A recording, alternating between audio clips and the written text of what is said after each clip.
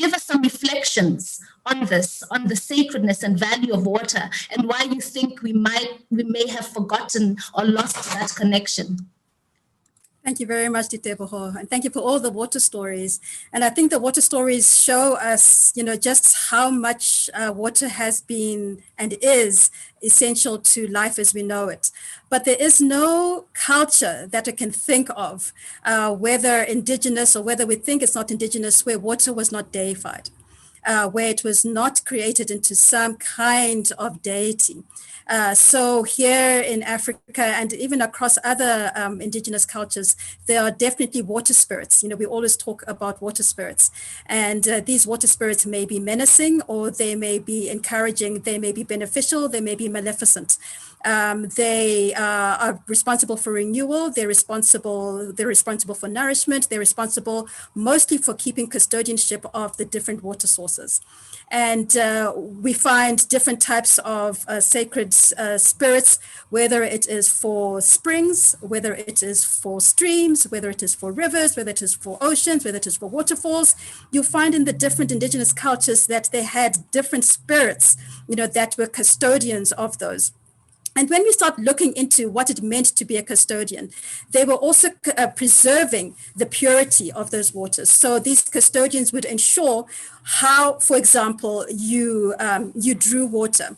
And what we know also certainly from our African traditions is that we had certain clans who have totems that were related to water, which were certain water beings, such as fish or crocodiles or hippos, or even water beings as well, a well being a totem. And when you have a totem, that particular clan was responsible for the conservation of that particular water source. And obviously there would be rituals that would be represented around it. And these rituals were meant to preserve and conserve the sanctity of the water, the purity of the water, the abundance of the water, but also our relationship with the water, because in our indigenous cultures, we recognize that we are water. Why are we water? Because water is the primordial source from which we come. And if you look in any of the indigenous cultures, the primordial spirit, the source of where we come from, is normally water, whatever it's called. In ancient Egypt, for example, it's called Nut. It's represented by a woman, and this woman has got 1 million stars within her body. But this woman is water. She's water. She's the primordial waters from which all things come. And if we go back into our own birth, we originate. Everything happens within our development until we're born. Happens within the primordial waters within the mother's womb. And this primordial aspect was and is considered by most indigenous cultures around the world, and especially here in Africa. And therefore, this would be then protected via certain spirits, such as if we go to Zimbabwe. I know we've got a brother from Zimbabwe, the Nyami Nyama. Nyami Nyami is a spirit that, protected the Zambezi River. If we go, further up, we have Mami Wata, in Nigeria, which protects, the waters over there. We have got different water spirits that are responsible. We even have in the Celtic countries, the Loch Ness monster, for example, which protects the water sources. And wherever we go, whether it is the Romans, whether it is the Greeks, whether it is, the Chinese, they always had mostly female deities, that were custodians of these waters. And so waters were actually seen to be a feminine principle, and the feminine principle because it is that which births us into being, because waters are responsible for birth, and waters are responsible for nourishment, waters are responsible for renewal, waters are responsible for rebirth. And this is why we see even in modern religions, baptisms happening in water, cleansings happening in water, because it is recognized that this is the sacred essence, this is the source from which we come from. Thank you for those inputs, very profound. But someone would say, well, that belongs in ancient culture and ancient history. We're no longer there. We don't even know about these water spirits now. And what would you say to that? I know indigenous knowledge and culture has been marginalized over the centuries, and maybe in some ways deliberately so. but we find ourselves in this modern era with the challenges and problems that we face with climate change, water scarcity, droughts, and all the impacts around our abuse of these resources. What do you think could help us reconnect and learn about this connection and these values around water in this modern time? Well, I think let's go into 2030. Let's imagine we're in 2030. And with the current levels of climate change that are happening, the likelihood that in 2030 we'll have two scenarios when it comes to water. One is complete drought, and the other, it is a preponderance of water. So we've already seen it happening. We have tsunamis, and we've got areas where we have got droughts. And if you watch any of the Armageddon movies, the likelihood is that, we have one of these two scenarios where there's absolute desolation, or there's an overpreponderance where we're not actually able to live in harmony. Now, with our Indigenous knowledge systems, everything is about interconnectedness, interdependence, and interrelatedness. And when we speak about the interrelatedness, we're saying that we are related to water because water is we. So we know just even from everyday science that at least 60% of our human bodies is water. We know from everyday science that at least 60 to 70% of our planet is water. And we know from quantum physics that what I perceive here is what we would, there's the similar perception between what I am and that which I'm perceiving. So me as water perceiving the water of the planet, we are one being, and this quantum physics has told us. We find this in our indigenous Bantu cosmology, which talks to us about Ntu being the all-pervasive force that goes through everything, that winds through everything. And Ntu is what is the basis of what we call Ubuntu. And when we're speaking about Ubuntu, unfortunately, as humans, we've humanized it too much and we've forgotten about all the other aspects of what Ubuntu is. And if we go into our indigenous Ubuntu cosmology, we realize that, yes, there's Bantu, Muntu, which are the people or the reasoned beings that we are. But Ubuntu is also found in Kintu, which is the waters, which is the things, which is the animals, that which are unreasoned and that which are acted upon by reasoned beings, which if we go into quantum physics, it will tell us that. We also have Hantu, which is space-time, the space-time continuum, which we also find in quantum physics, that it's only discovered that in the past 100 years or so, that space and time are connected through Hantu. And then we have Kuntu, which tells us about the modalities, whether it is fear, whether it is beauty. And what this tells us is that through this thing called Ntu, we are all related. So when we speak about our relatives, we're not just speaking about you, Diteboho, and myself. We're speaking about our relationship with everything that Ntu is made up of. And water is one of the principal aspects of Ntu because we can literally see it within our bodies, feel it within our bodies. We know it is part of us. We know we cannot survive for more than a week without it, but we also see it as it perceives us and it reflects to us from without. And therefore, if we acknowledge this interconnectedness, interdependence, and interrelatedness of all things, then we're living Ubuntu. And specifically Ubuntu through the waters, which if we look at how they function, if we look at rivers, for example, when we look at the Zambezi River and how it meanders through 6 countries before finally, going to the ocean that refuses no water, which is the Indian Ocean. It, according to our indigenous cultures, performs rituals. What are those rituals that it's doing? It is collecting soot. It is, depositing, the volcanic ash, and it is depositing it into places where agriculture can take place. It is cleansing, that which needs to be removed. It is performing the rituals of birth because there's so much that is born of the waters. It is giving us food directly from the waters, and it is nourishing that which we consume, whether it is the plants or the animals, depending on what it is that we consume. And all of this is the relationship that we have with water. So we've lost our relation because, as I've said, waters tends to be represented by the feminine. When we look at the interrelatedness, interconnectedness, and interdependence of all things, we recognize gender-based violence. how we pollute and how we rape, the feminine. This is exactly how we're treating the waters. We pollute and we rape and we defile the waters. If we look at the river sources, if we look, if we walk in, especially here in the urban areas, you walk in Johannesburg, you walk in Pretoria, and you look at water at the rivers, whether they're rivers which actually have water in them or rivers that used to be. Look at the amount of dirt there. Look at the amount of pollution there, and we recognize that that is how we treat our feminine. So in our indigenous cultures, in our indigenous cosmology, the way we treat our feminine is the way we treat our waters. The way we treat our waters is the way we treat our feminine. Why? Because it is from the primordial waters where we first came, and this is what it is that nourishes us in order to be able to live our lives on the planet. Wow.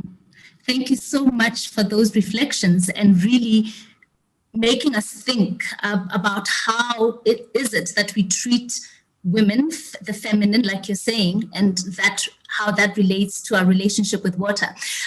Sechaba, I'll now come to you. Rutendo talked about the meandering of these rivers and the eventual journey to the ocean.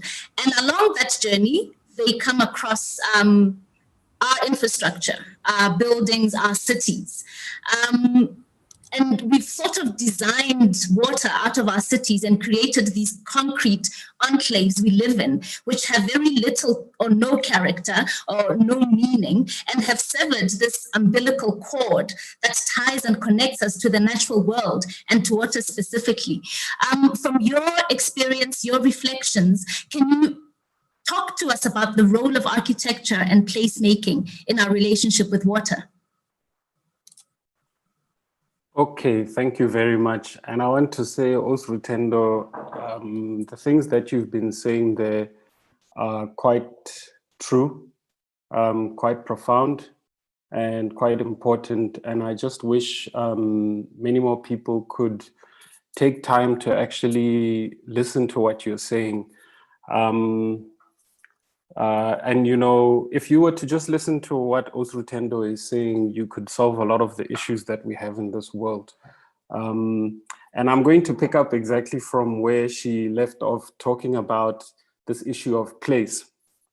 So, Naki Mukuru wa Kurumani. Kurumani is where I come from. Reba Tlharo, Reba Tlhaping, Reba Tswana, Reba Sarwa, Reba Khoi, Reba Tubaku Kurumani. And my work, I spent a long time trying to understand, where am I from? Where is this place that I'm from? Kurumani. So I took time and I sat down with elders. I sat down with Credo's wife for a very long time. I sat down with other elders in Kuruman to try and find out what Mukurumani king. They call me Sechaba Maapi. Naki Mukurumani. Bakurumani badirulo ki Mukurukuru. Mukurukuru is my way of talking about God seeing God through the lens of the land, which is Kuruman. Badimubaruna ki Bakurukuru, which is seeing my ancestors through the lens of my land. Ki Bakurukuru. So Naki Mukurumani. The most important thing for me is or to know, where is your land? Okay, where is your land? Where is the ground? Where is the ground? Groundedness in an ontological sense is, to me, the opposite of, I'm going to say a little bit of philosophy, but I'll get back to what I'm saying, is the opposite of being ungrounded, which is ultimately what is happening in the world. We're no longer grounded. So we're talking about a philosophy of being grounded. Kimukuruman. Okay. You know what you are, you know where you're from, the earth that you're from. Okay, so I spent many years finding out where's the place that I'm from. And then I went and spent 10 years talking to anthropologists, talking to archaeologists, talking to paleontologists, paleoclimatologists, and saying, what does it mean to be a Mukurumani, someone from there? And I learned about how the climate of that place changed over time, how there was water and the water came and the water went and all of that. And that gave me a sense of what my place in this world is in time and in space. Okay, so I'm attached to a particular place. Now, why that's important is because then I can ask you, where's your river? Where's your water? Where's your water? Your specific water, not mine. I know where my water is. Okay, where's your water? Because if you don't know where your water is, you actually have no clue how you got here. Because if you think about it, those who came from the Rift Valley, East Africa, must have come following either the coast or the rivers. They couldn't have reached here outside of the coast or the rivers. The containers that they were holding to carry water were not big enough for them to not have to depend on the coast and the rivers. So we know Basara, for example, contained their water inside ostrich eggshells. We can see this in the paleontology from many, many years ago. So if they're carrying water in ostrich eggshells, it means that they must be close to sources of water. They have to be close to sources of water. So if you don't know where your water is, it means that there's a serious problem in terms of your relationship to place, to the earth. Okay, so I know where is the water of Johannesburg? Where is it? Where is it? Is it Jeremiah is going to tell us it's in Lesotho somewhere. It's very strange. It's very strange that we have water ko Lesotho. Is here, we're drinking it in Johannesburg. Very strange thing, because a land, a place has to be defined by several things, and one of the key features of a place is the water of that place. Okay, so the water of Johannesburg, where is it? I know where the water of Kuruman is. It's the eye of Kuruman. Produces lots of water. I get it. We've got the snake, and that snake, we know about the relationship between that snake and the water. Rutendo spoke about that. Now I know that snake. When do you know what the spirit of your place is? And if you don't know the spirit of your place, if you don't know the spirit of your place and where you are, that means you don't have a relationship with this earth. Now that brings me to my next point. This word earth is very confusing for me. Akere Rutendo just told us we are 60% water, but we are living on earth. Should we not say we live mometing? This place should be called Kometing, not Ko Mbung. It's a strange thing. You know, if you look at our planet, they say it's the blue planet. They don't say it's the green planet. The blue planet, yes, everything that is green on this planet depends on the blue.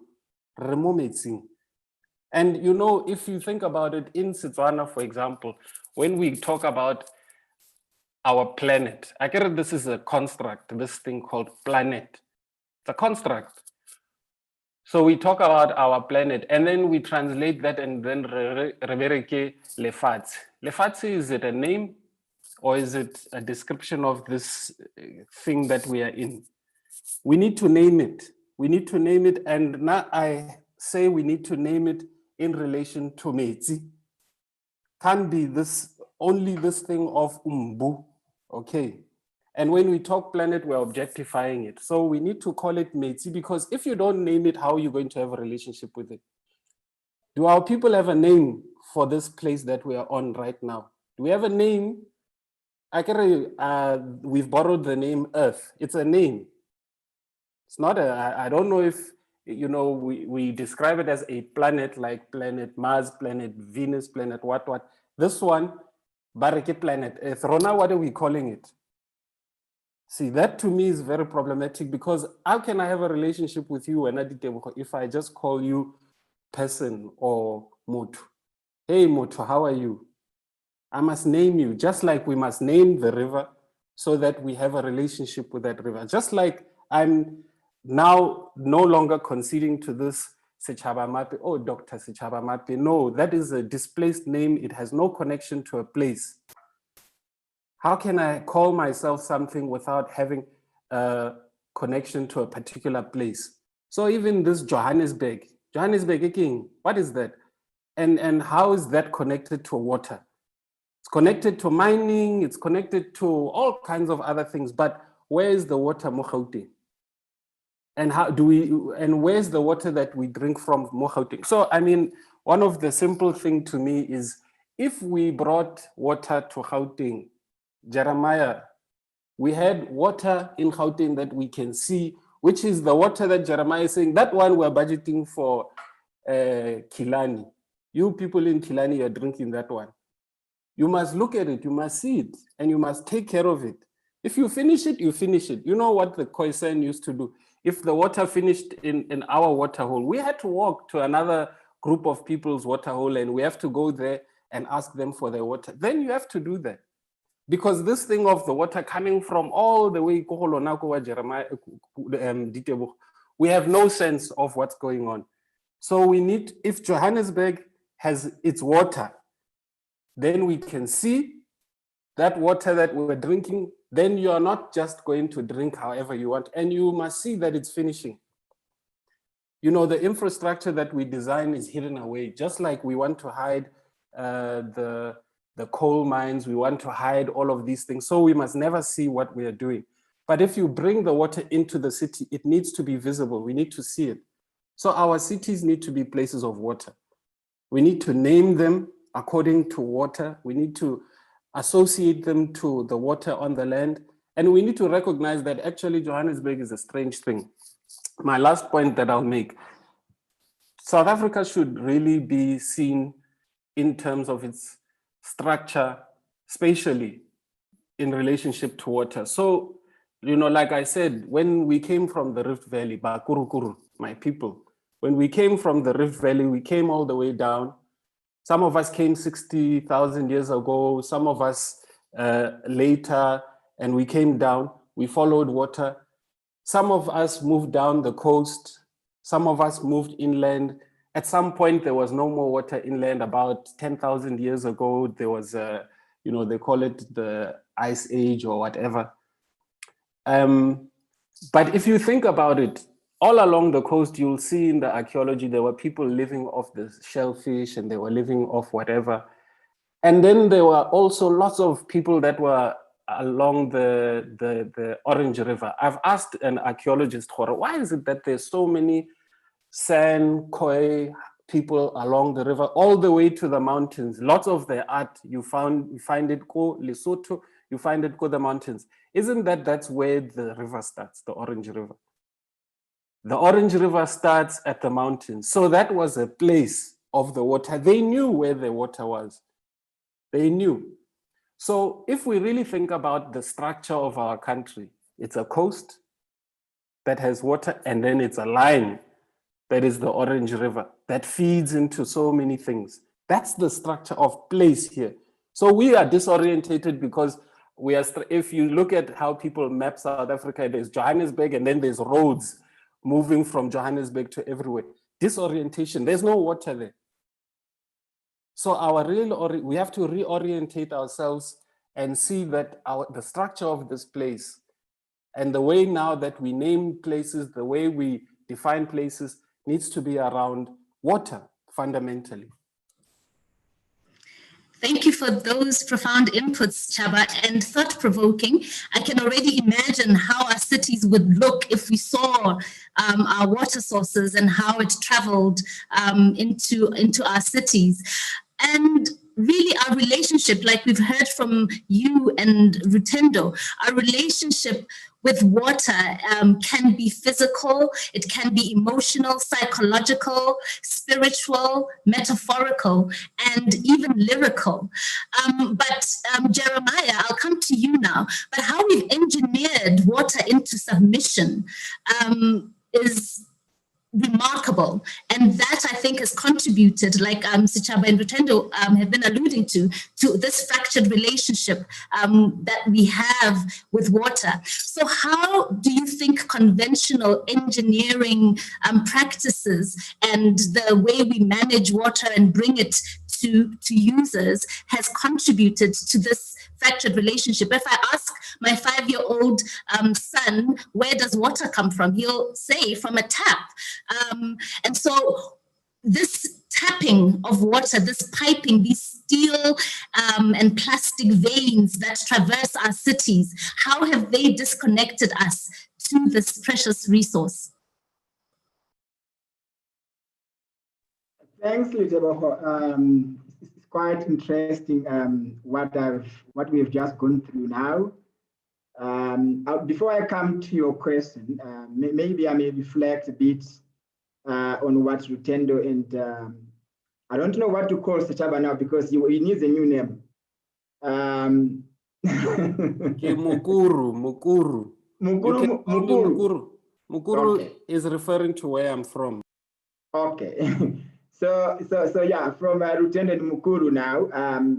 Look, the message is that drives the significance of water and this diversity in terms of utilization and how it impacts on our lives. But I check that what we are seeing, we're hearing is that water is central to what we do, to our lives, be it our social lives, be it our economic lives, be it our any other type of life. Water is central. It's actually profound. And I've learned a lot. Some of it I knew it, but it had gone on the backside until Rutendo resurrected the memories of how water impacts on our lives, in our social beings. But coming to the engineering aspect, before I'm an engineer, I grew up interfacing with water in the ordinary sense. So at least I can't say that water comes from the tap for myself, but my kids would definitely say that water comes from the tap because that's what they've grown to know because they've been born and bred in an environment where when they want water, they just open the tap. But which actually highlights the disconnect that you are underscoring between humanity and water in the current urbanite environment, which has been brought about, as you say, by engineering, where the way we design water, we abstract it, we treat it, we convey it, and we bring it into our homesteads. But it's for convenience. We want a much easier life. We don't want to carry the 20-liter bucket that I grew up doing. So that's the benefit of engineering. So I think there is a positive side to the engineering in the sense that it has enabled us to collect water, to store it, to treat it, and to bring it to a quality that you and me will be very comfortable with in terms of consumption. I presume many of us, as I walk around, go to the shops, I've seen the mushrooming of water centers where water is sold, even though we have got taps in the households. So because we are now at a place where we want water of a particular quality, which in our view, in the current engineering in the South African context, is not bringing out that quality that we require. But the message is that engineering has brought water into our households. We now have the rivers that Mukuru is talking about. We have brought them into the households, courtesy of engineering. The Johannesburgs and the Pretorias and the Ekurhulenis that Mukuru was talking about as well have now been built in areas where there was no river as would be traditional. Because when you trace back in ancient times, cities were normally developed along rivers because you then attract water for your utilization. But Johannesburg, there's no major river that actually flows by. It is actually fed by water that we transfer from other areas. As Sechaba said, we take our water from, the bulk of our water comes from Lesotho. I think it's about 25% of the water that Gauteng utilizes is taken from Lesotho through the integrated Vow River system. So because of that, we transfer water from as far as Lesotho to provide water, adequate water in terms of quantum. We then treat it so that people can have it in the right quality. So I think engineering in that sense has made it possible what may not have been possible in terms of mega cities mushrooming and the lifestyle that we are now living in modern times. So engineering has made that possible. But your major question is, how has that made it that humanity becomes disconnected to the original setup of where we were quietly interfacing with water because we were developing our homestays and our cities around along rivers. The thing is that we now bring water into households. You and me will not buy or get into a unit that is no water. Everyone wants to have water. If it's a tap for the low income, it has to be within a reasonable distance. So all of us see water at the homestead that we are living. Now, the challenge is that we all think that, as you say, water is from the tap. Okay. Now, if we bring it maybe to a broader context for the Gautengers, except for Mkulu and many of us who understand the water sector in South Africa, all of us would not know that the bulk of our water comes from, a significant portion of water comes from Gauteng, from Lesotho, as you say. And as a result of that, we do not understand, very few will understand the scarcity of the resource. You're talking about climate change, you're talking about droughts, the drought at the day zero in Cape Town, and the day zeros that are manifesting in various places around the country as drought actually becomes more prominent. It's because we are knowledgeable. But there are those who would not know that when you open your tap in the morning, a portion of that water comes from elsewhere. There are those who would not know that, well, I mean, this water, it might be possible that when you open it, it might not produce water because the water is scarce. I mean, South Africa is not that endowed with lots of resources in terms of water. And as a result, because we don't see the river from which we abstract, we don't see the river getting dry. We don't see the borehole getting dry, which some of us actually experience. We don't see, all we know is that when we wake up in the morning, we need to flush the bathroom, we need to open the tap, and we have a shower. So there's that disconnect. So it then influences how we treat water in terms of whether it's abundant or it's not abundant. We just open the tap. How many households have got dripping taps in their households? How many households have got systems that keep water in the household? And we don't do much about it because we don't have an appreciation of abundance or lack of the resource. When Lutendo was talking about when you walk around urban centers, there are some rivers, if there are some that still flow, that passes through our urban centers. Very few of them one would want to take to actually even step into that water because they're heavily polluted. And who pollutes them? It is you and me. So, yeah. so as a result, the way we are handling water, the way we are managing and we are looking after it is very much far removed from what we should be doing.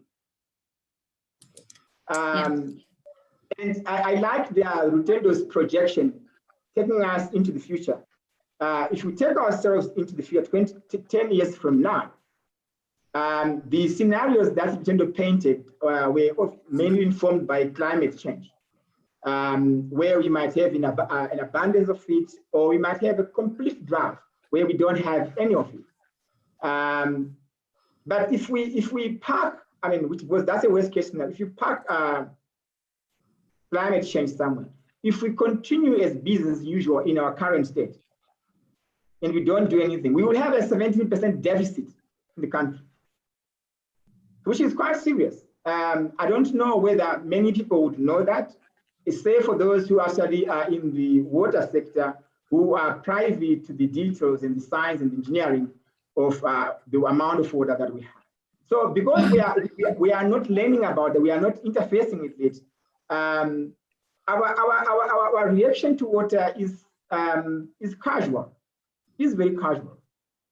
And in my view is that because we lack the appreciation as a society, we need to actually move towards a scenario where we start talking more about water in our day-to-day scenarios. There's more advocacy, there's more public education. And as a society, if I may ask, I mean, how many of us know the quantum of water that we use in our households? Not in terms of money that we pay, but in terms of amount that you use. Because you can pay cheaper because water is cheap, but you are using lots of water. So we are far removed from understanding the detail of water in terms of quantum, in terms of quality, how much are we polluting? If you are driving by and you see a burst pipe, what do you do? You simply say, the municipality is not doing a good job, and you drive on.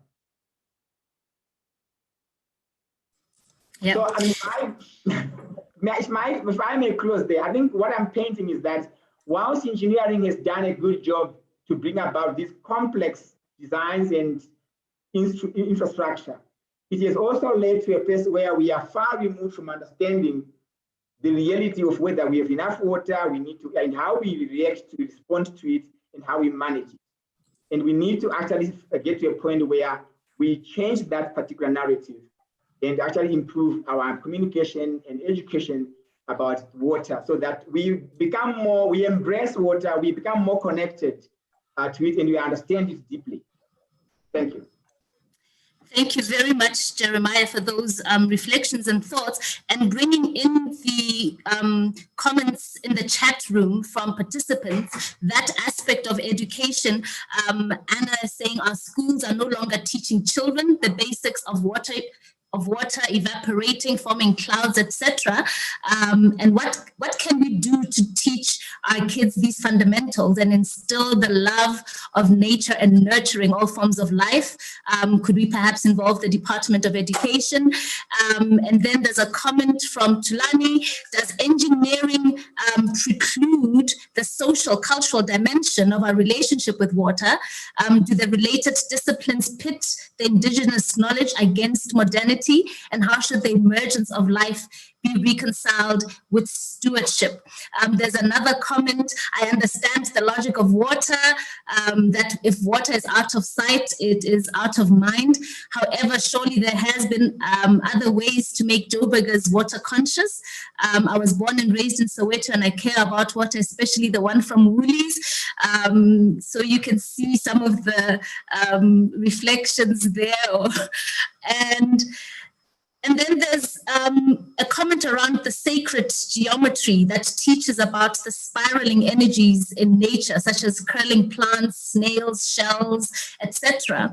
And that modern day technology is starting to recognize this in the use of water implosion technology. So there are lots of comments coming in, and thank you so much for those. We'll have more discussions later on in the session. And now we're going to take a hop, skip, and a jump to Limpopo. We're going to show a short video. I'm not sure if you are ready, Sean, to show that video. And then we'll take Murendeni to talk us through how technology and innovation can be used for social impact in our water sector, and in starting maybe to build that kind of re-established relationship with water. Are you ready, Sean?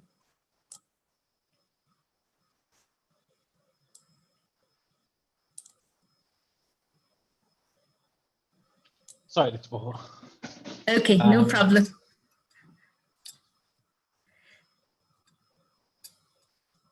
So the Walk in My Shoes video. We're just going to play it for about 2 minutes and 50 seconds because it's a bit long.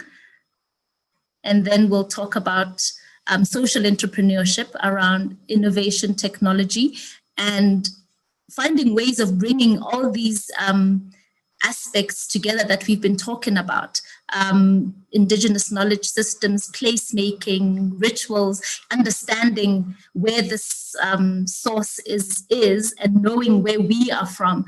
I like those reflections that have been deposited in the discussion so far. There's some comments again in the chat. There's a series, Down to Earth, on Netflix that taught me that the city of Paris has a central system of purified and free drinking fountains for pedestrians. It is respected. So some reflections from other cities there. I would like to know about planning of human settlements around climate change effects on fresh water. I joined late, but did we talk about water and wars? Interesting that our fundamental beliefs surrounding water, our understanding and relationship with it have been superficial for the longest time. How does one teach our leaders to value water in a way that the rest of the citizens will follow suit? We'll talk about those later on in the discussions. We're going to now take a hop, skip and a jump to a village in Limpopo. Thank you, Sean. If we are the ones that are not producing the best quality of, then what else are we expecting? So I think we need to be the highest standard of operations, the highest standard of running a business. My name is Marandeni Mafumo.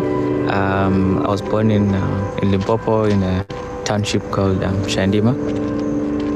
I studied chemistry undergrad.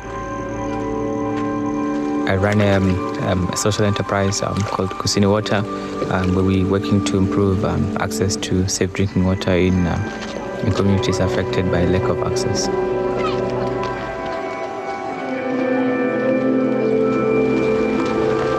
One of the things that actually happened was that I'd gone home in December and went to visit my wife's sister, who lives in one of the hardest hit areas when it comes to the drought in Limpopo. So we were sitting outside, it was hot, like Venda gets to 40, 42, 43 degrees. And my wife's little nephew came up pushing water in a wheelbarrow. He's walking up, he's in sweat, and he's a small boy. So as he's approaching us, I was looking at him, I was watching him walk uphill, and I'm looking at him and I'm thinking, how is this fair? How is this equal? So I wanted to change that. I felt there's more that can be done to improve that state.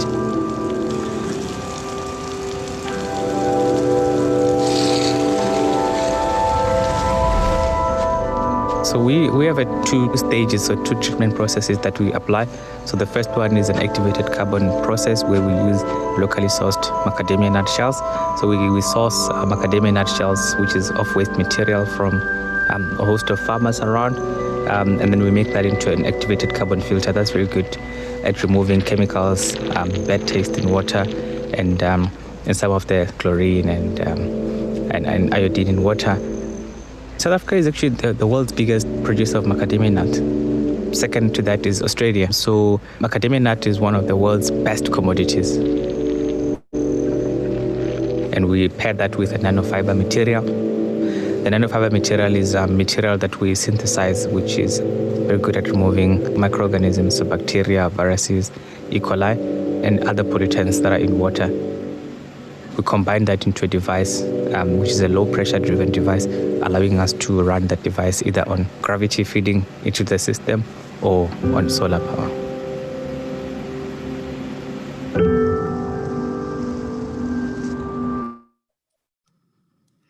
Thank you very much, Sean. Murendeni, what motivated you? What made you think that macadamia nuts can be used as part of a water filtration system? And why did you decide that this is what I'm going to be doing? I'm going to be a social entrepreneur. I'm going to use my knowledge as a chemical engineer and incorporate that into solving a problem that I see in my community. Yeah. Yeah, so it's been such an interesting conversation so far. About 12 years ago, so I was working for the city of Cape Town in the water and sanitation department. I moved from Cape Town to Johannesburg to work at Johannesburg Water. But one of the things that I noticed in my 10 years working within the two big cities or the two municipalities was just the divide between high-income communities as well as low-income communities when it comes to access to safe drinking water. I'm in Cape Town at the moment, and at the moment I'm sitting in a boardroom in Stellenbosch, which across, not too far from here, in the informal settlement that we're working in at the moment, access to safe drinking water translates very, very differently to between these two communities. They're separated maybe by a road, they're separated maybe by 5-10 minute drive, but getting water to those two different areas is very, very, very different and very, very difficult. So when it comes to municipalities or big cities, increasing access to water, they have a lot of balancing acts to do. So one, they have the Engineering Balancing Act, which is the cost balancing act of producing or expanding infrastructure into informal settlements, rural areas, townships, and other areas that do not have any pipes or any water network at all. The second issue of balancing is that of revenue. So obviously one of the ways that municipalities can run municipalities is through generation of revenue. They obviously can't overcharge for water, in such a way that they can get more money and increase infrastructure. But at the same time, a big percentage of their water is being lost in process. A big chunk of it is being lost in the pumping stations. A big chunk of it is being lost in the transportation of the water from one point to another through pipelines. And also, again, there's just communities that simply do not pay for water as well. So now cities are faced this challenge of close to, in about 2030 or so, 2030 to 2050, African population especially will rise from about 45% urban population to about 60 to 70% urban population, meaning that cities again will be faced with even more backlog infrastructure and even bigger strain on the municipality. City of Cape Town saw it. City of Cape Town is probably designed for 3-4 million people or so. The population has doubled and it's going to double again within the near future. So if you look at a place where we used to work a lot, in Khayelitsha, for example, expansion of infrastructure is a nice dream for cities to have, but it's a very, very difficult dream to achieve for cities. So what are the solutions? So when I was working, I realized that it's going to take too long for cities to do city infrastructure expansion, just the same way that it does for the guy that owns the water, which is the Department of Water Affairs. So we have to come up with public-private partnerships. There needs to be ways that local-driven innovation can solve that problem on a local, more decentralized scale. Dr. Chaba spoke a lot about just how complex our water system has become so far, or just how complex our water system is to date. We can't be getting a big chunk of our water from Katse in Lesotho. There's a lot of a spiritual connection to the water, but not just a spiritual connection, there's a lot of expensive economic connection to the water. That water needs to create a lot of economic benefits for the people of Lesotho, and not necessarily being pumped all the way to Johannesburg for a city that has never been designed for people to live in. So what are the solutions that we have to drive? So the first part of the solution is decentralizing the whole process, getting each individual community to have its own water source, which they are connected to in many, many ways, as Chavez said really, really well. That's the first thing. Each community needs to continue to harness and look after its own water resources. That's the first part of the solution.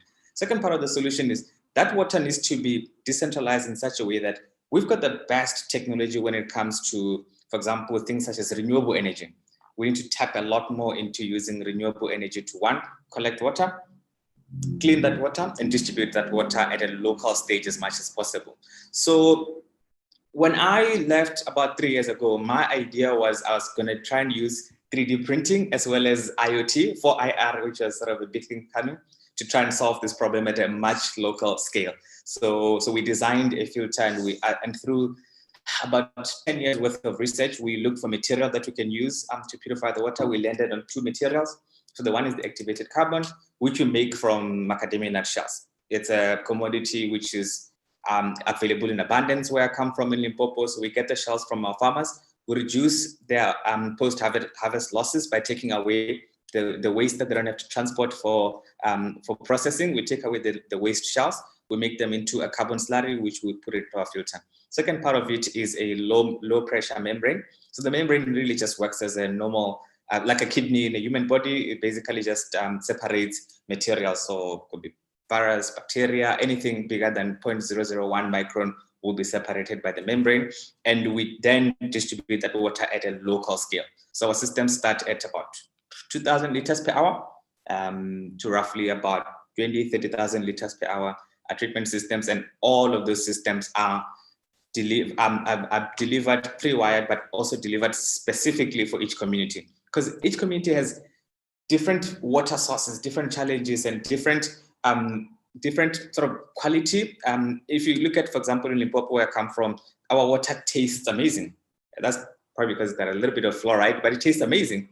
So we can't be applying this blanket technology to water in Limpopo, which tastes amazing, which doesn't have any bacteria or virus. It just has high fluoride. So our technology is very good in just removing high fluoride, a little bit of heavy metals in some areas, but we don't remove everything, just like what happens with other technologies such as reverse osmosis, which just blanketly removes all the goodness in water and just gives you this bland product at the end. So the idea and the technology is to be as community central as possible, to deliver water from as local scale as possible, but also create a closed loop in water. So part of the second part of our water solution involves increasing access to food security as a result, because water brings not just something to hydrate and keep you alive within your body, but also something to hydrate your environment, the school, the clinic, wherever that you are, from a crop point of view.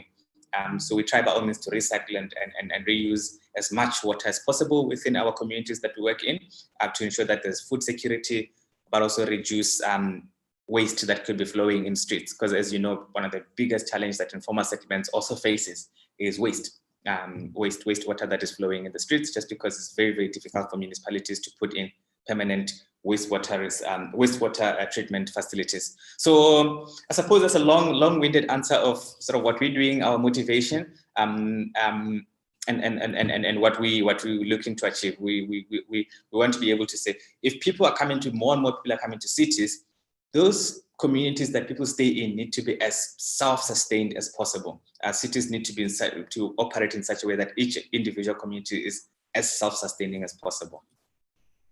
Thank you for those reflections, and perhaps this idea of decentralizing can start to tap into what Sechaba and Rutendo had talked about this reconnection to water. Zahra, your poem, can you please recite it for us now, and then we'll talk about the power of language and the spoken word in helping us re-establish this relationship with water. Sechaba talked about names and naming things, and that relationship, and that's the power of the written word or even the spoken word. If you name something, you give it some sense of meaning and you have a connection to it. So can you please recite your poem for us and then talk to us about what the power of the written and spoken word is to you in relation to water? Okay. Behold. Turn around to behold flora and fauna, the allure of the sea, to behold the soil that bears fruit for you to eat, a place to stroll and laze, to be nurtured and nurture this nature, your first home, your only home. The earth knows the patter of your feet and jingling laughter, like an ever-giving mother, but do you ever hear her sullen cries amidst disaster? Okay, that was something I wrote myself, and a lot of the time when we speak about water conservation or when we speak about what the environment means to us, it's just a lot of speaking. And that's important because what you say kind of conveys what you mean. And while you don't have the power to choose how somebody receives your message, you have the power to put out the most powerful message that you can by using words and imagery. And poetry, spoken word, as all arts, kind of has a way of getting under your skin. And sometimes that's extremely important, especially with the climate that we live in today. People need things to be more personal so that they'll accept the reality they are. Like previous speakers have mentioned, we are very detached. We are so far from our relationship with water. It's us and water, not in a relationship at all. It's just there. And a lot of the time we can use words and the way we say things to kind of bring that relationship closer so that you understand that it's your job, it's your relationship, and it's personal to you. It's also a very good kind of a way to use storytelling as a way not only to get messages across, but to provoke action. And when we do tell stories, we aim to make it interesting so that the other person captures it. And I think that's a lot of what we've been missing all this time when we do speak about water and how to conserve it. And if we bring it back to who's in charge of this or who's going to be in charge of this, we notice that in the future, a lot of the current youth will be in charge. And in the future as well, there'll be a bigger population of youth. It says that by 2030, it's expected that the youth in Africa will rise by 42%. So we have a lot of things that we need to take personal ownership of, and we can't do that if we keep thinking of it as somebody else's problem and not our own. For example, with Day Zero, it's a perfect example of how people have used words, art, and spoken imagery to kind of convey a message.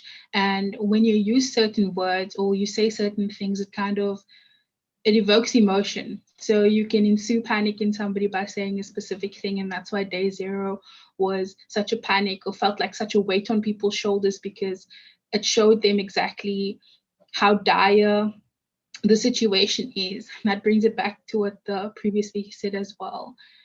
You have to establish a personal relationship with water. It's yours. Where is yours? And how are you responsible for yours? And often words are leading ways for people to engage with everything. And when we look at it again from a youth perspective, we go from, say, the ages of 2 to 25. There are a lot of different brackets that people grow up in, and there's a lot of ways to infiltrate them. So, for example, teaching younger children about water and water conservation by poetry or rhymes or things that stick, so that they remember it until the day they get old. I'm sure we've all learned at least one poem or one nursery rhyme that we still remember to this day. So using that to kind of educate them and infiltrate their minds with all the things that they need to know is extremely important, because we're not only teaching them to be wary and to be mindful, but we're also teaching them how to take courses of action. And then when you get to older, you'd say in high school, for example, you need to make sure that they actually make a change. And as we can see with the way that the world is today, there are a lot of youth that want to take action and that want to make a change. And one way we can do this is by reminding them that they are leaders. And again, using different means of art, music, poetry to kind of bring them into this space. Because when we talk about water warriors or environmentalists, it kind of sounds like a very niche topic. And people are like, oh, it's them, it's those people who want to save the environment. And oh, look at them, they are recycling. It doesn't sound like an us thing or we thing. So a way to kind of get a lot of people into that space is by using all of the means possible to kind of bring the youth into this space, because they are going to be the leaders of tomorrow. And also by making sure that we don't forget the importance of words, art, and history, kind of putting it together and making sure that everybody understands from a language perspective. I can speak to you in any language possible, but we all have to be on the same page when we understand that nothing is a they, them thing. It's an us, we thing. Wow, thank you for those reflections. And I'm encouraged that you are going to be one of the leaders in the future, and that there are youth that are thinking like you are. Thank you so much for that. So now we're going to talk among the panel members. If there's something that one panel member said that you wanted to comment on earlier, this is the opportunity to do that. And then we'll also bring in the questions and comments from the participants, our audience, in the chat group, in the chat room, I mean. There was a question here, I think maybe directed at Jeremiah, but also anyone else who would like to touch on that, is that we use like our modern, or the plumbing system that we use to pipe water into our homes forces us to use potable water to flush our toilets. We have taps outside our homes where we connect hoses to water our gardens. That's still potable water. Where we wash our cars, that's still potable water. Is there a way for us to reconfigure, retrofit these? If we as citizens are saying, okay, let's take control, let's do something to assist our cities, to assist in the water management space, is there a way that we can do that? Jeremiah. Yeah, thank you very much. That's quite an interesting question. And I think if we all had that mindset, I think it will go a long way in actually us managing the challenge of water availability in the country. But the short answer to that is yes. There is a way. We can do that. You can also it's part of what is called demand management. It's also part of what is called water conservation. Is also part of efficient utilization of water resources at household level. However, I think what I just need to highlight is also we need to do it in such a way that we do not compromise the quality of the water that will end up actually utilizing, or that it might not lead to cross-contamination, but it is practicable, it is possible. The country requires us to move towards that direction, where we invest significantly in reducing the demand that we have. We do have a strategy that was developed in 2004. That work has not, its implementation has not gone that far. Currently, we're losing plus minus 35% of our water in the system. I think Morendeni can actually affirm that. Our physical water losses are as high as 35% because of leakages. So there is need for us to actually embrace that. Now, the flip side to it is that society is very much, does not take these things easily. If you remove that tap outside, if you don't install it, people will not be very much pleased generally. But I presume it comes from a place where we have not communicated enough, like I said earlier, about the need to efficiently utilize water, because one, it is the right thing to do, and secondly, we do not have much of the resource as we would like to. But it is possible.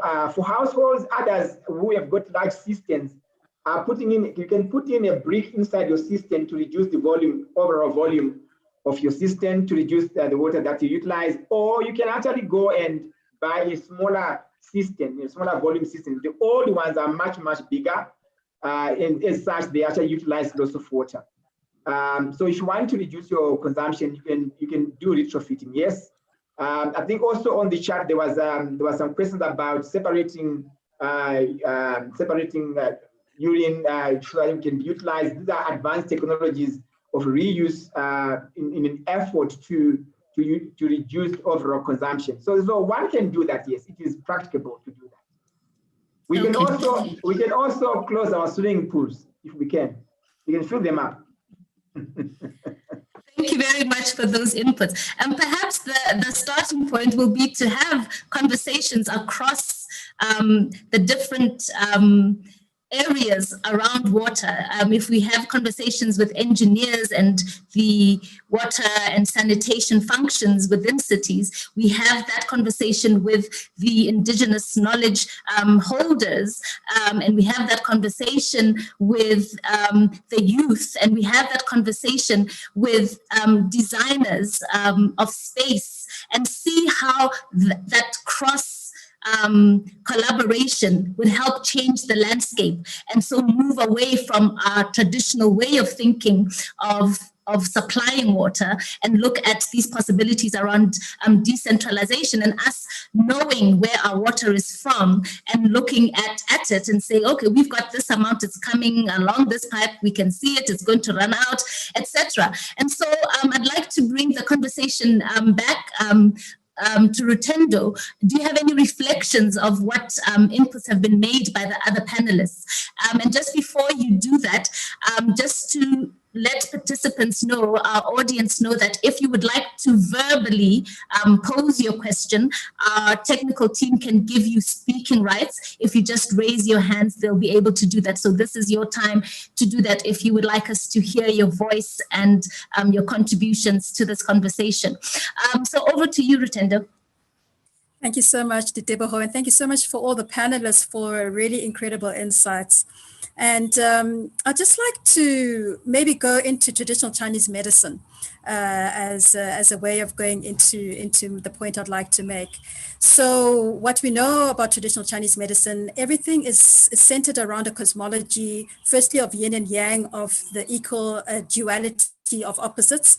And then it is also centered around the five elements, five-element theory, where you have the element of water, you have the element of fire, you have the element of earth, you have the elements of wood, and you have the element of metal.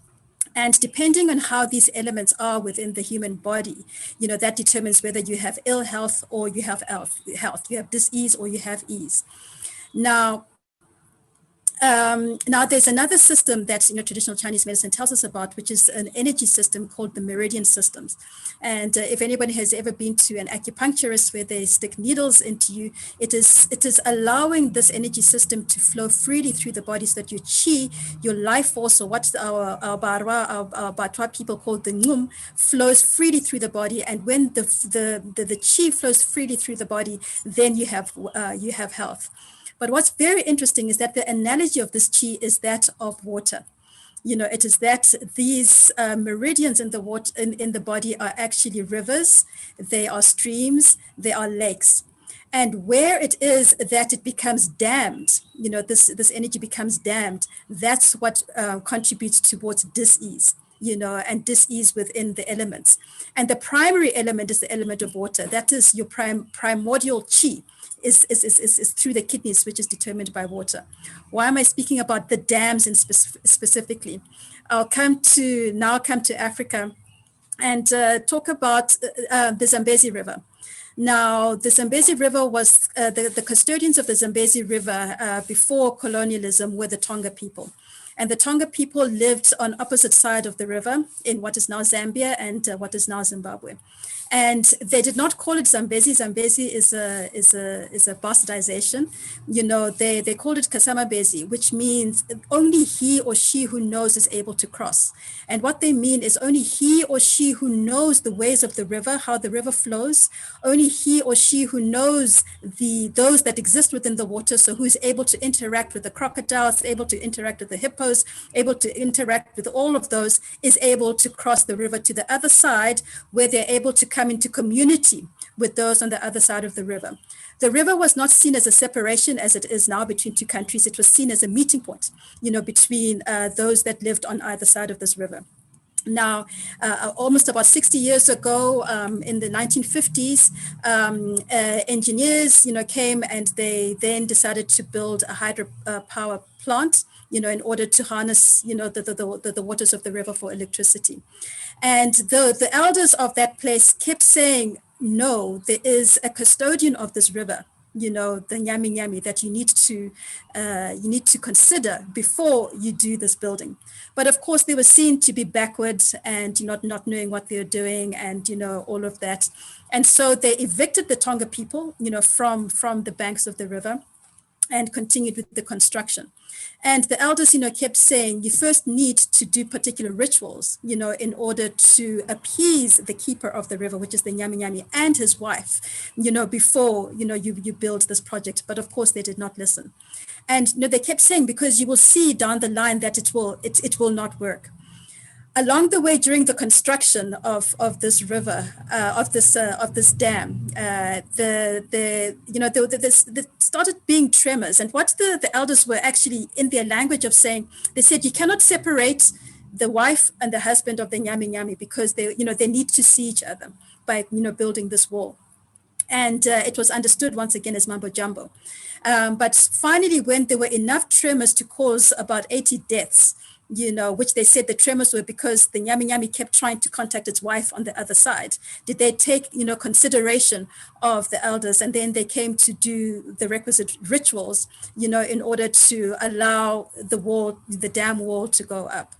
Now, what we don't understand is we're speaking about the ontology of Indigenous knowledge. Our Indigenous elders never speak in plain language as we do. They always speak in metaphors. And firstly, they were probably speaking to the underground tectonic activity, when they were saying the Nyami Nyami, needs to communicate with its wife. So you need to be careful that you understand that, in its entirety. But they were also speaking about future events. And one of those future events is that which we see now in the country, 60 years down the line, is that there's very little electricity in the country and there's very little water. Despite the fact that this dam was built specifically for hydropower. So I think we need to come together where science starts to try and understand how Indigenous knowledge speaks. And still on the Zambezi River, what we know now, if we read our history books, they'll tell us that the Zambezi River began under a Miyombo tree in Zambia, in the north of Zambia. And then it grew, and then it goes through about 6 countries before it finally flows to the Indian Ocean in Mozambique.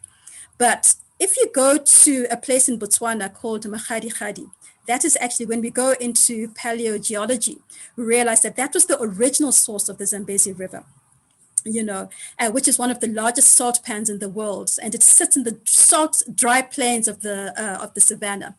And according to paleogeological research, more than 2 million years ago, tectonic activity changed the course of the river, where it is now diverted to its current source, which is in Zambia. And Limpopo River and the Zambezi River the Orange River that was spoken about earlier were also sourced from this particular area. Now Zara was speaking about naming. Let's see how the elders named this place. They called this place, which used to be the source of the Zambezi River, Makgadikgadi. And when we start to unpack what does Makgadikgadi mean, for some, they'll say it means a pan or an open space. But another, they'll say it is a place of dryness, or a place that is forever dry. But another will say that it is the dry lakes or dams where the sediment is salty, which animals lick when the dams run dry. And another definition of what Makgadikgadi means is that it's the mother of all dryings. And we can see this through the prefix of ma. We can also see it as many, many dryings given by, the plural prefix of ma as well, but also the feminine principle of khadi. Which shows us the feminine principle of it, and also khali, which represents the drying of the feminine principle. So we realize that those that named that drying place understood 2 million year paleogeology, that they understood that actually this used to be a great source of water, which is actually the Zambezi River, which then dried into what they now call the Makgadikgadi. But further to that, they also show that as I've said, it is the feminine principle. It is the ma, that has dried in that place. So where I'm going with this is perhaps we need to start to listen to the ontology, when we speak to the elders, and understand truly what they're saying when they give us stories like, what the nyami is not seeing its wife, and therefore it is going to cause disturbances, and these are the earthquakes, in that case that we saw. It's how do we understand the ontology, because our elders actually know, without modern technology, and modern engineering, they know many of the things, and especially how, to build in accordance with nature. And I think what has happened a lot is that our engineering has been anti-nature as opposed to pro-nature. And perhaps if we, come more into alignment, with the multidisciplinary approach of speaking to the elders and bringing the science together, we'll understand that actually there's high science and indigenous knowledge. It might not look the way it looks in terms of equations, on and formula on a sheet of paper, but it has actually got great logic behind it. And I just wanted to, put that into the table, as something that we can consider. Thank you so much for that. There's a comment that says, love the conversation that Rutendo brings to this panel. I think we have forgotten to listen to our ancient wisdom and the evolution of nature. Sichaba, would you like to add your thoughts? Okay, yeah. So I wanted to, and again, I'll just continue from where Rutendo stopped. I think for me, we sometimes forget that we as African people are not anthropologists anthropologizing ourselves, and that we shouldn't think that our culture is stopped. It stopped when the anthropologists started recording it. So I perceive myself as someone who is engaged in indigenous knowledge systems creatively, not just in terms of recording and going and talking to people and writing, oh, this is what people used to say a long time ago. So for example, in Kuruman, where I come from, people talk about the snake, Nochamitsi. Everyone knows about Nochamitsi. Everyone knows about it across South Africa. And, there are many secrets about it. And the places where the snake lives is a secretive place. You don't just go there and engage the snake. The snake, according to what many people have told me, is not something that you mess around with. You don't just mess around with that, okay? When I grew up, I don't know if you can see that my eyebrows are connected here. I was told that the snake was going to take me because my eyebrows are connected, okay? And in the Khoi culture, which is also the culture that is in Kuruman, that idea of being taken by the snake is connected to initiation. So when young girls go for initiation, they're told that they are beautiful, some of them, because their eyebrows are connected and they have a beauty spot. But that is exactly the same thing that the snake is attracted to. The snake wants people who are very beautiful, who've got beauty spots, and it's going to take you. And to me, I asked myself, what does that mean? The other thing is that the snake is connected to water and to rain. Okay, so now imagine we're talking about something that's going to be involved in your initiation as a young girl with your beautiful features, your connected eyebrows and your beauty spot. But then on the other hand, it's connected to rain, it's connected to whirlwinds. I designed a building in Kuruman and then the roof flew off and everyone was saying that, that's the snake. The snake took that window, that roof away. And I conceded, we've always known that. And also, when in some of the places, you'll see that there will be big boulders in the landscape where there's engravings of snakes, okay? And again, remember, the snake is the rain. There are engravings of the snake, and those boulders, when they are at riverbeds, when there's no rain, the snake is exposed. When there's rain, the snake is covered up. And there's this ongoing movement of the snake being exposed. And that's where certain rituals are done. So then that same snake is the thing that is going to, when those rituals are done by those young girls, they're going to be done at the same place where that snake is, okay? In some cases, they have to cross a river. Now imagine you're a young girl, you've got connected eyebrows, and now you're going to cross this river where the snake resides, okay? This dangerous snake that likes people with those kind of features. The point that I'm making is that there's this cultural relationship. I don't want to divulge everything, but there's this cultural relationship between people's sense of the process of maturation and initiation and all of that, and the unfolding landscape, which is in this case represented by water, by rain. There's this sense that there's my life and my body is changing, and it's connected to this animated landscape, okay, this landscape that has vitality. And so there was a worldview that allowed people's sense of self to be directly connected to water and the rain and the landscape, okay? And now, going back to what Zahara was saying, we need to find creative ways. So it didn't stop. I can't say now I'm not allowed to engage those sort of tools and mechanisms of reestablishing a connection between people and the landscape. It didn't stop with my ancestors. They came up with various tools. There were various practices. There were various cultural, artifacts that were created to help us engage the landscape in that way. We need to come up with new ones today. We need to come up with new artistic tools. We need to come up with new forms of poetry. We need to come up with other things that are within this paradigm. I call it a neo-animist worldview, okay? Which is different from the Western worldview, which is about objectivism and, the river is an object there. That's why we're going to treat it the way we're treating it. Those people there, the blacks are objects. That's why we're going to enslave them. The land there is an object. That's why we're going to mine and consume it. It was all part of the ploy.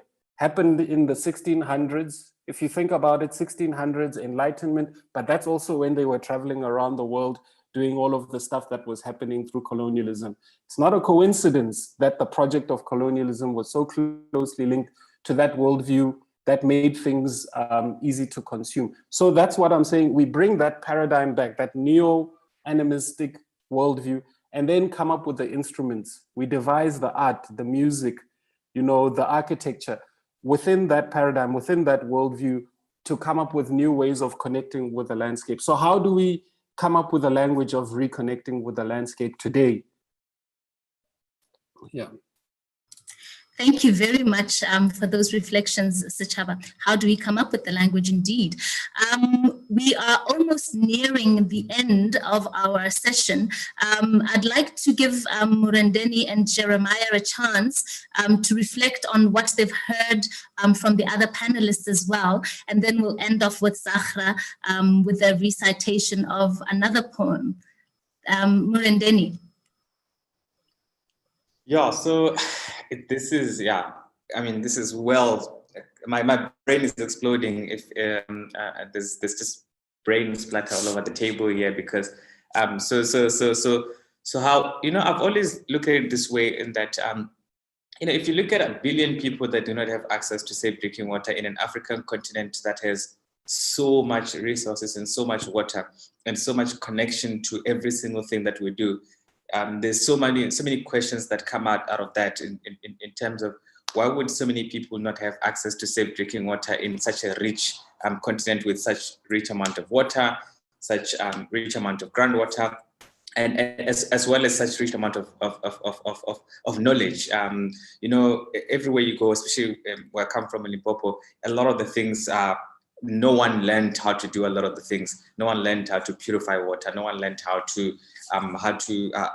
make medicine, for example. But every single person, all the old people know how to do those things because of the indigenous knowledge that they preserve.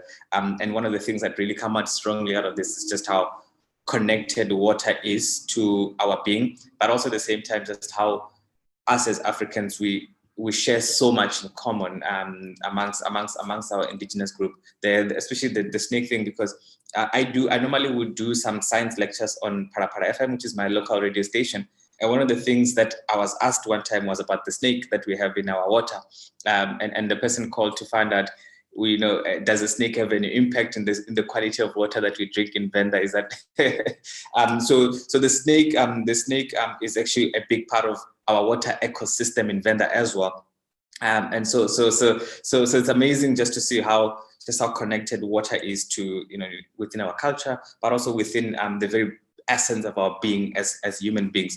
And I think it's highly unacceptable that 1 billion people, or like a couple 100 million people in the African continent do not have clean water every single day, when we've got so much knowledge and so much and so much resources. So yeah, this has been such an amazing eye-opener for me. Thank you very much for those reflections.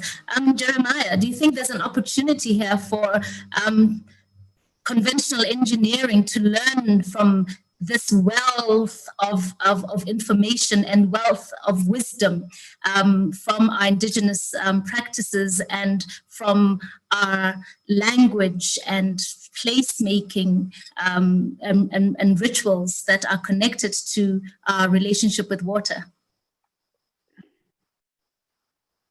Yeah, thank you very much. It is mind-boggling, I must say.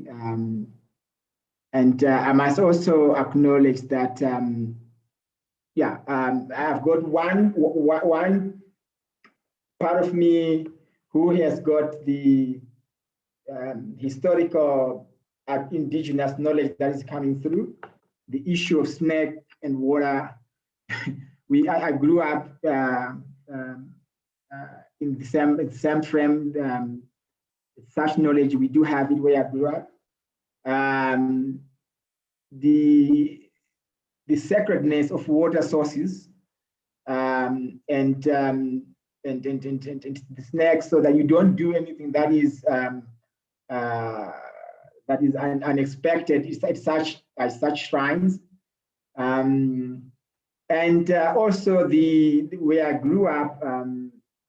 Towards the beginning of summer, they would brew beer. That was designed to appease, I'm not sure it's appeasing, but actually to appeal to the ancestors, for them to bring rains. I think that's the god of rain. I think that's what it was.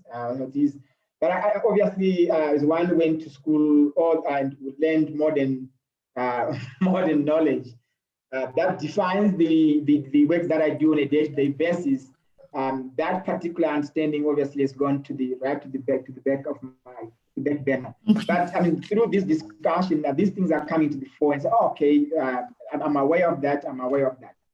But for me, I think what is critical in coming through from these discussions is the sense of actually pulling all knowledge sources together to advance the way we actually manage and utilize water for the benefit of society. Yeah. Hearing Tim talking about the Zambezi and the things that we happened as modern approaches were being applied on the river, and there seems to be some resistance.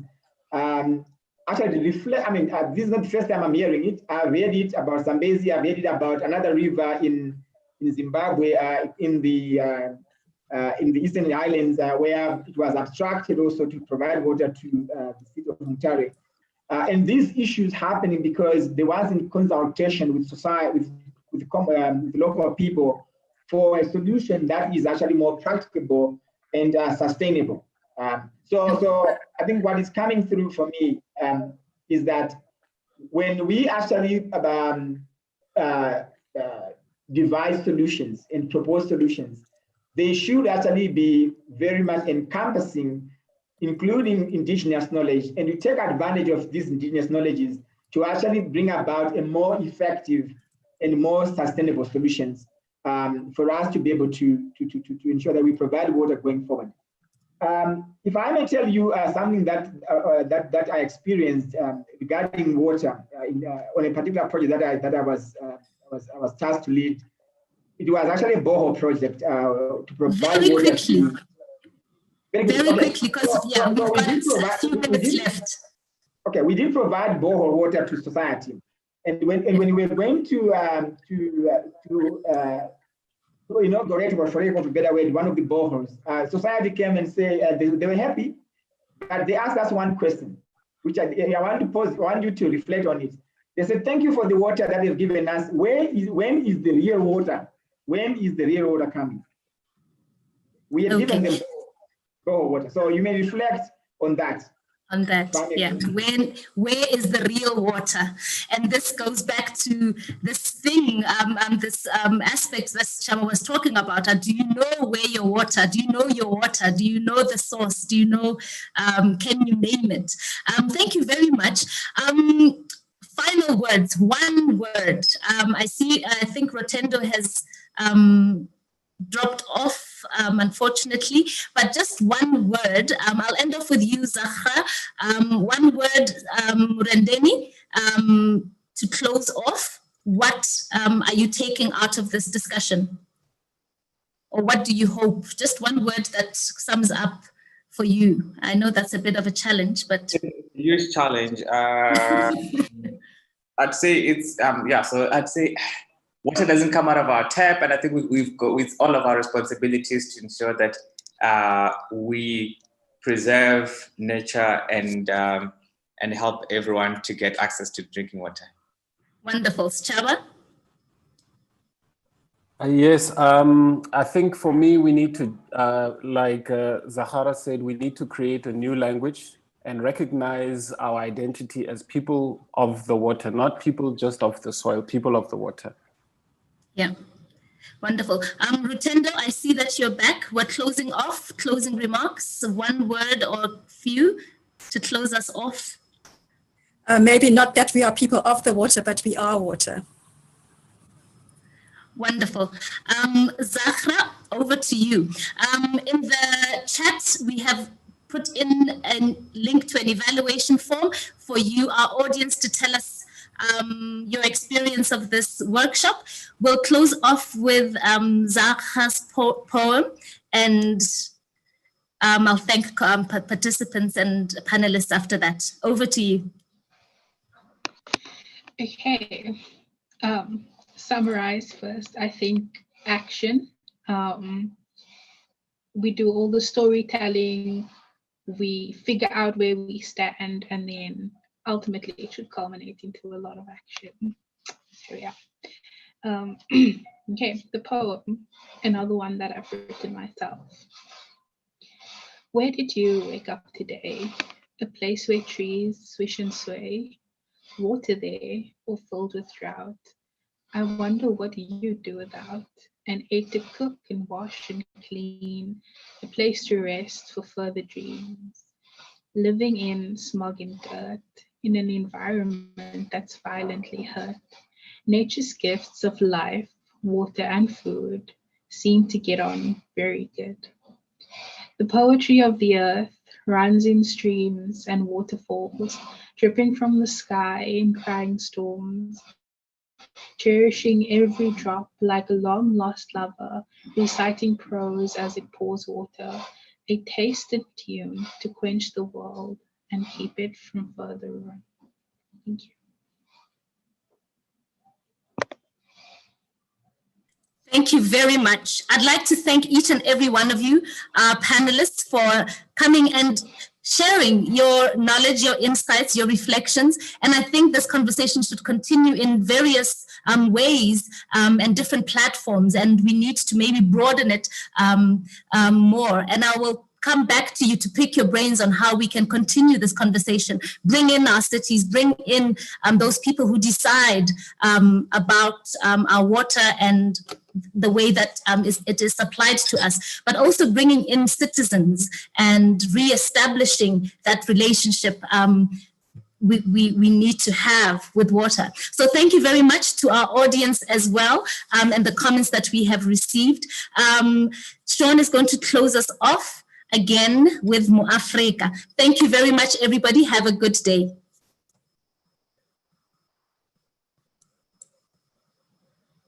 Setso sandeha, butuana, mpoya pina, lenzuela vizana ntokola, chebe, kimo Africa, kimo hai, utancheba, unchebe le mala, kilekaku, kimo Africa, kimo hai, utancheba, unchebe le mala. Kila katsa huwa kalilimi lambela hala fasilinga muhalona kale qoqela ditsumole dipale tentle tenka tutole buhlale santuta mamela melody santuta kamatla le bufokodi santuta mamelo le tshwarelo santuta kathato le hlompo setso sandeha butuana mpoya pina lenzuela vizana ntokola chebe kimo Africa kimo hai utancheba unchebe le mala kilekaku kimo Africa kimo hai utancheba unchebe le mala ana tuso baite motho motsare mone hlompo bare mo hatelle pata botle bae mothetse ya keke a o bona motho motso bua ka le melamme la hale patele o a mo alona o barute mamelo le tshwarelo o barute ka thato le hlompo setso sa o tshobana mboya pina lenzuela vizana ntokola chebe kimo Africa kimo hai utancheba unchebe le mala kilekaku kimo Africa kimo hai utancheba unchebe le mala setso sandeha butuana mpoya pina lenzuela vizana ntokola chebe kimo Africa kimo hai utancheba unchebe le mala kilekaku kimo Africa kimo hai utancheba. Thank you and bye-bye. Our panelists, Sean is going to send you a link where we can just check in 5 minutes or check out rather 5 minutes. Oh no, it looks like we're left with a minute. I just wanted to say thank you, and do we still have other people on board, Sean? We do. Let me just, okay. You can close this and then you can send us the link to the other room. No, it's fine. I'll just remove them. Okay. So we can continue. Cool. All right. Thanks, Sean.